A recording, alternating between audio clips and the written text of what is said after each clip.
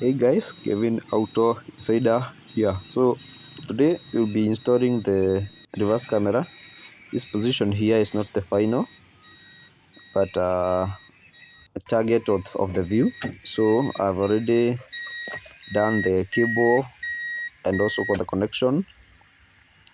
Okay, the reverse camera helps you when you want to either park or you are driving out in reverse. So you will not have hard time when you are reversing. So many people don't know how to check using the center mirror, so it is always advisable to go for reverse camera. So you can see I'm moving back there, and you can see